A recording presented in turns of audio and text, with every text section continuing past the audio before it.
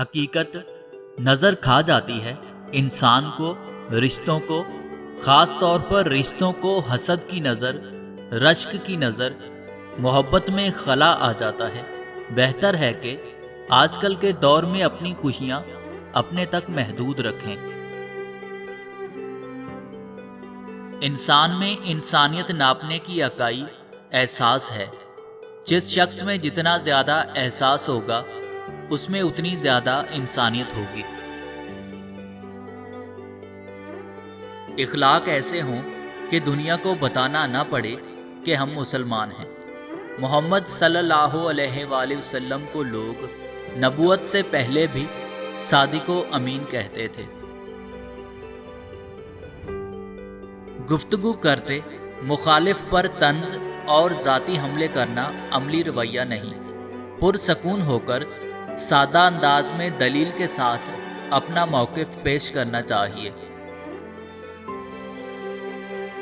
زندگی میں بہت کچھ ایسا بھی ہے جس کو دیکھنے کے لیے آنکھوں کی نہیں، احساس کی ضرورت ہوتی ہے۔ زندگی کی ساری کمائی کو اگر موت پر تقسیم کیا جائے تو صرف کفن بچتا ہے، وہ بھی مقدر میں ہو تو۔ اس لیے حلال کمائیں، حلال کھائیں۔ شرافت اور رکھ رکھاؤ بھی کتنی اذیت ناک ذمہ داریاں ہوتی ہیں کہ انسان جو کرنا چاہے نہ کر سکے، ضبط کر کے بیٹھا رہے۔ مرد غیر عورت کی دو چیزیں دیکھ لے تو زندگی بھر اس کے عشق میں مبتلا ہو جاتا ہے۔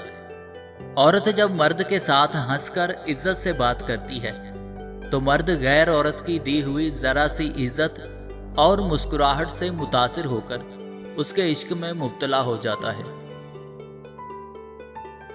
جو برداشت کرنے کا فن جانتا ہو وہ شخص زندگی کی کوئی بھی جنگ نہیں ہارتا، جنگ اپنوں سے ہو یا غیروں سے۔ پروردگار عالم آپ کو ہر اس نعمت سے سرفراز فرمائے جس میں آپ کے لیے خیر و برکت ہو، عزت و وقار ہو، راحت و سکون ہو، صحت و تندرستی ہو، ترقی و خوشحالی ہو اور دنیا و آخرت کی بھلائی ہو۔ آمین ثم آمین۔